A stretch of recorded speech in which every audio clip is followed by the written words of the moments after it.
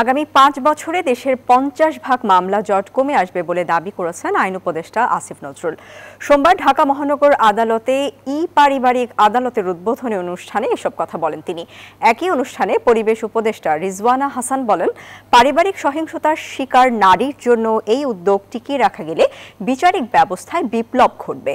আর বিচার প্রার্থী ও আইনজীবীরা মনে করছেন, পারিবারিক আদালতে ডিজিটাল কার্যক্রম চালুর ফলে ভোগান্তি কমবে, সময় বাঁচবে ও দুর্নীতি কমবে।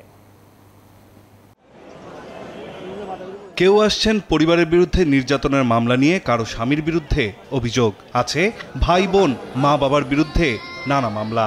সব মিলিয়ে সারা দেশে পারিবারিক মামলা ৭৪,০০০-এর বেশি। এর মধ্যে ৫,০০০-এর বেশি মামলা ৫ বছর বা তারও বেশি সময়ের আগের। ঢাকার ৩টি পারিবারিক আদালতে সর্বাধিক ৯,৬১১টি মামলা বিচারাধীন। এমন সমস্যার সমাধানে অন্তর্বর্তী সরকার পারিবারিক আদালত চালু করলো, যা প্রাথমিকভাবে ঢাকা ও চট্টগ্রামে শুরু হয়েছে। এই কার্যক্রমের উদ্বোধন করে আইন উপদেষ্টা বলেন, মামলা জট কমাতে নানা উদ্যোগ নিয়েছে সরকার। এটা হচ্ছে জাস্ট আপনার শুধু মামলা দায়ের করা না, নথি ব্যবস্থাপনা আছে, শুনানি আছে, রায় আছে, সবকিছু অনলাইনে হয়ে যাবে। এটাকে আমরা একটা পেপারলেস কোর্টও বলতে পারি। এটাতে যে ভোগান্তি কমবে, সময় বাঁচবে, দুর্নীতি কমবে, খরচ কমবে, এটা নিয়ে আমাদের কারো কোনো সন্দেহ নেই। আপনারা লয়ার এটার গার্ডিয়ান হন, আপনারা ইনশিওর করেন যে এটাকে কেন যেন পলিউট করতে না পারে, এটাকে কেউ যেন ডিস্টেবিলাইজ না করতে পারে, এটা যেন এখান থেকে যে যাত্রা শুরু হয় এটা যেন থেমে না থাকে। দেখেন ডিজিটালাইজেশনের সুবিধাটা কি, আমরা কিন্তু অনলাইনে সরকারি যারা সাক্ষ্য আছে তাদের সাক্ষ্য দেওয়ার ব্যবস্থা করেছি। ছোট্ট একটা কাজ, যারা পুলিশ আছেন, ম্যাজিস্ট্রেট আছেন, চিকিৎসক আছেন, ওনারা অনলাইনে সাক্ষ্য দিবেন। এই সাক্ষ্যের অভাবে বলে দিনের পর দিন মামলা ঝুলে থাকে।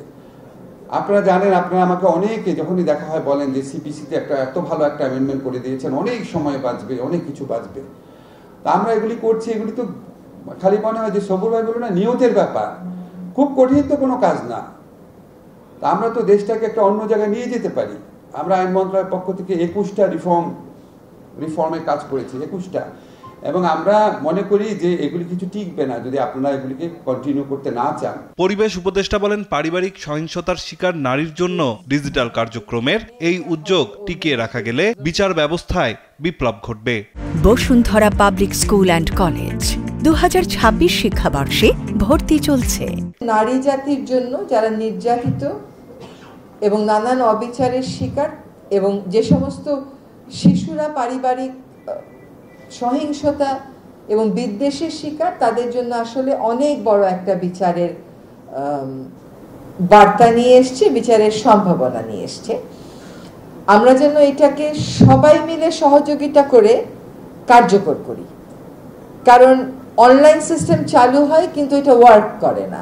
যেমন রাজ্যকে আপনি অনলাইনে বিল্ডিং এর পারমিশন চাইবে, এটা বহু আগে থেকে চালু আছে, কিন্তু অনলাইনে আর সাবমিট করা যায় না, কারণ অনলাইনটাকে এমন একটা ঝামেলা করে রাখে যেটা আপনি সাবমিট করতে হবে, সেটা যেন আমরা না করি।